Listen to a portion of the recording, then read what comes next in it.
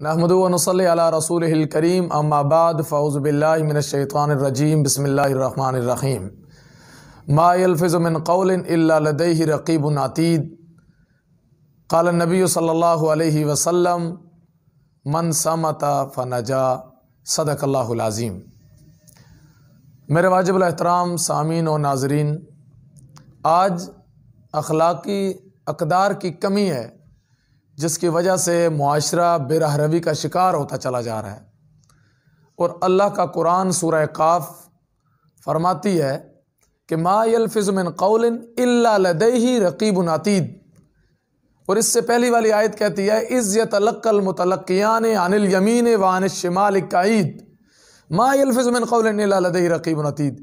کہ تمہارے آس پاس کرامن کاتبین دو فرشتے بیٹھے ہوئے ہیں، اور یہ ما یلفظ من قول الا لدیہ، آپ کوئی بھی لفظ منہ سے نکالتے نہیں ہیں کہ یہ دونوں لکھ لیتے ہیں،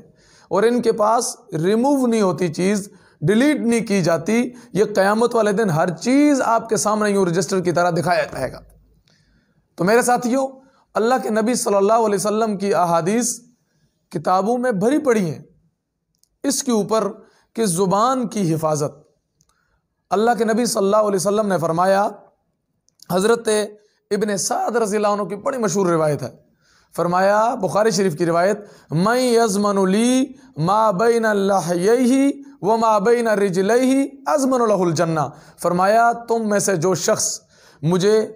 دو جبڑوں کے درمیان اور دو ٹانگوں کے درمیان یعنی زبان اور شرمگاہ کی ضمانت اور گارنٹی دے گا، میں محمد صلی اللہ علیہ وسلم اضمن لہ الجنہ، میں اسے جنت کی ضمانت دوں گا۔ تو میرے ساتھیوں، دوسری روایت ہے، یہ بھی بخاری شریف کی روایت ہے، ابن عبداللہ بن عمر رضی اللہ عنہ کی روایت ہے، فرمایا من صمتا نجا، جس نے خاموشی اختیار کر لی اس نے نجات پالی۔ اور ویسے بھی آپ دنیا میں دیکھ لیں، دنیا کا اصول دیکھ لیں کہ جس محفل میں، جس مجلس میں، جس میٹنگ میں جو شخص جتنا خاموش رہتا ہے محفل میں اس کا اتنا رعب رہتا ہے۔ اور یہ جو ہم کہتے ہیں کہ پہلے سوچو پھر تولو اور پھر بولو،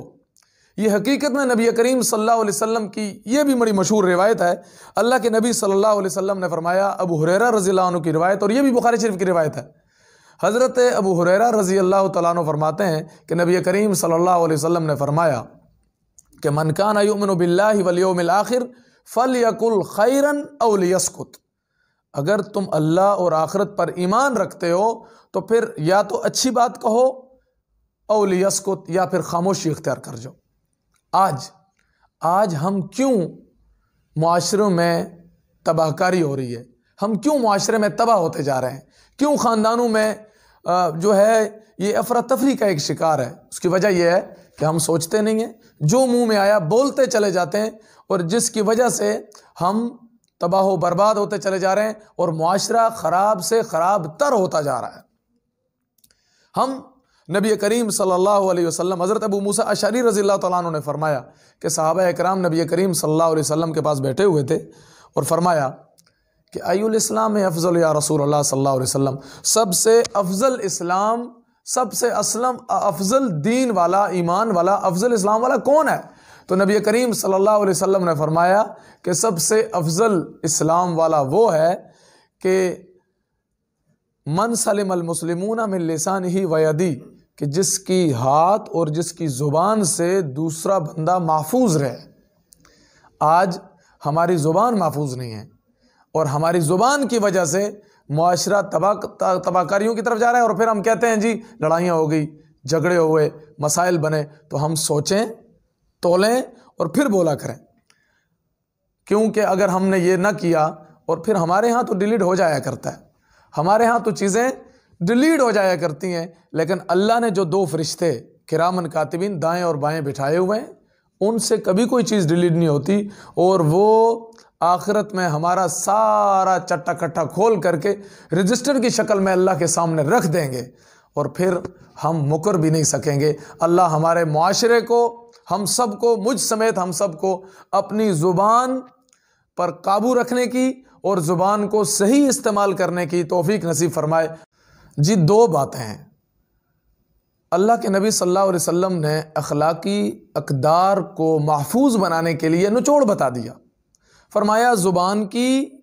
مجھے گارنٹی دے دیں اور اپنی شرمگاہ کی مجھے ضمانت دے دیں، میں آپ کو جنت کی ضمانت دیتا ہوں۔ میری کوشش ہے میں کرنٹ ایشو پہ ہمیشہ بات کرتا ہوں، جیسے کوئی واقعہ رونما ہو، جیسے کوئی بات ہو۔ تو اللہ کے نبی صلی اللہ علیہ وسلم نے جب یہ ضمانت دو چیزوں کی ہم سے مانگی تو ہم سے حکم فرمایا، ارشاد فرمایا، پھر مجھ سے جنت کی ضمانت لو۔ اچھا بھلا پڑھا لکھا سمجھدار نیک انسان بھی ہوتا ہے، لیکن وہ زبان سے کچھ ایسی چیزیں کہہ جاتا ہے کہ بعد میں انہیں سنبھالنا مشکل ہو جاتا ہے۔ یہ کب زبان سے ٹھیک الفاظ نکلیں گے؟ جب آپ کا دل صاف ہوگا، جب آپ پازیٹیو سوچیں گے۔ زبان دل کی ترجمانی کرتی ہے۔ اور دوسری فرمایا آپ شرمگاہ کی مجھے گارنٹی دیں، تو شرمگاہ کی آسان الفاظ میں آسان طریقے کی گارنٹی اور وارنٹی اور ضمانت یہ ہے کہ جہاں شرمگاہ کا استعمال شریعت نے حکم دیا، اس کے علاوہ استعمال حرام ہے، گناہ ہے، اللہ سے عذاب کا مرتکب سمجھا جائے گا اس شخص کو۔ اس لیے اللہ تعالیٰ ہمیں صحیح معنوں میں زبان کو پازیٹیو اور سوچ کو، دل و دماغ کو پازیٹیو بنا کر، تاکہ ایسا ہی ہم سوچیں، ہماری زبان بھی صحیح ترجمانی کرے۔ اللہ ہمیں صحیح معنوں میں زبان کی اور شرمگاہ کی مجھ سمیت ہم سب کو حفاظت کرنے کی پوری امت کو توفیق نصیب فرمائے۔ وآخر دعوانا الحمدللہ رب العالمین۔